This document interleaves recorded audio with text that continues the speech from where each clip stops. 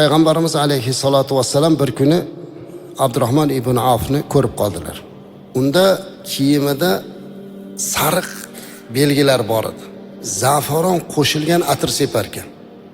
Haligi zafaronda sariq rangi kiyimlariga chiqib qolsa, birortasi ko'rsa, yangi kuyov deb bilar ekanda. Bilinar ekan, bu yangi kuyov ekan. Payg'ambarimiz alayhissalom Abdurrahman ibn Avfni shunaqa holatda ko'rib qoldilar. Hayron bo'ldilar. Senda kuyovlik alomatini ko'ryapman-a dedilar. Deyodilar. Abdurrahman ibn Avf radhiyallohu anhu biroz uyalib, "Men uylandim ya Rasululloh" dedilar. "Mahrga nima berding?" dedilar. "Ha, bir donakcha tillo berdim." "Avlim vala bishat." Bitta qo'y so'yib bo'lsa ham to'y qilgin dedilar. Agar Abdurrahman ibn Avf radhiyallohu anhu ga payg'ambarimiz alayhisalom 10 ta qo'y so'yib to'y qilgin deganlarida qodir edi. Lekin bugun u kishi 10 ta so'ysa, ertaga boshqasi 20 ta so'yadi. Undan keyin 30 ta so'yadi. Xuddi bizdagidek.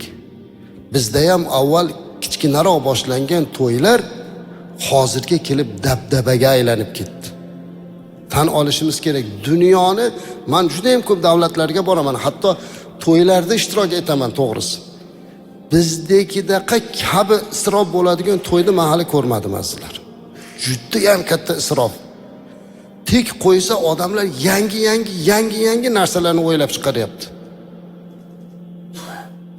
Menga bittasi tarmoqlarda qarang deydi, to'yda dasturxonni ko'rsatyapti. Xo'p, mayli, yemishlar, isrofgarchilik. Meni o'ylantirgan narsa o'sha dasturxon ustiga yumaloq undoq keladigan akvariumni qo'yib, ichiga baliq solib qo'yibdi. Hamma stolda shunaqa turibdi. Ko'rgan bo'lsanglar ijtimoiy tarmoqda. Men tushunmadim. Men aytdimki, o'zi 1 soat, 2 soat o'tirsa, bu baliqni nima qiladi bu? Bu hammasi o'zini ko'rsatish, riyo, dabdababozlik, isrofdan boshqa narsa emas. Bitta illat chiqdimi? Ha, endi deyish kerak emas ekan, men shuni bilib qo'ydim tajribamdan. Darhol to'xtatish kerak ekan. Qilma buni deyish kerak. Chunki keyin ulanib ketadi. Keyingisi undan battarroq narsa qiladi. Kecha internetda ko'rdim, menga yuborishdi bolalar. Masjidga kelin kuyovni olib kirib fotosessiya qildiribdi. Masjid tabarruk joy azizlar. Juda ham hayratlanib ketdim azizlar. Masjidning ichiga kirib, kelin kuyovni har xil joylarga qo'yib qo'yib, mana shunaqa masjidda fotosessiya o'tkazyapti. Masjidni hurmati qani bu yerda. Qolaversa, bu ham ortiqcha bid'at, ortiqcha isrof, manmansirashmi? Men bu nimaga gapiryapman? Agar gapirmasam, ertaga shu odatga aylanaveradi.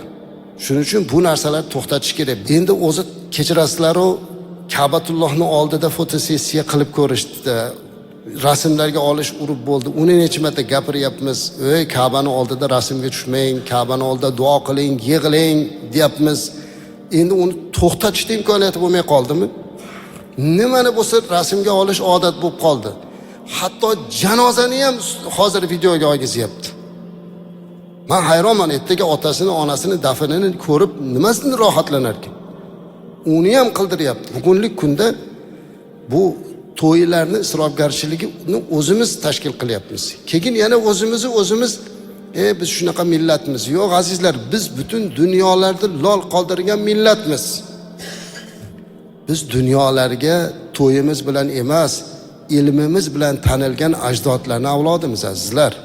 Bizni eslaganda Buxoriy va Termiziylar, Ibn Sino va Xorazimiylar eslanadigan millat vakillarimiz. Lekin bugun bizni maqsadimiz to'y bo'lib qoldi. Bundan 100 yil muqaddam ham, ehtimol undan ham oldinroqdir, bir jadid bobolarimizdan birini iqtibosini o'qib qoldim. Bir iqtibos duosi bor ekan. Ey Alloh, bizni xalqimizni to'y dabdababozlik balosidan o'zing saqlagin deb duo qilgan ekan. Bir asr oldin ham bu muammo bor ekanda.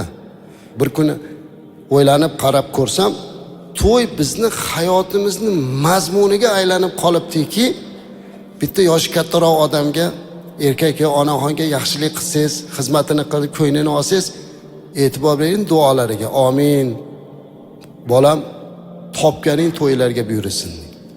boshing to'ydan chiqmasin. Endi men iltimos qildim otaxonlar, o'sha sizga birov yaxshilik qilsa bolam, ilohim ishlaringga baraka bersin. Topganing ilm va ma'rifatga xizmat qilsin.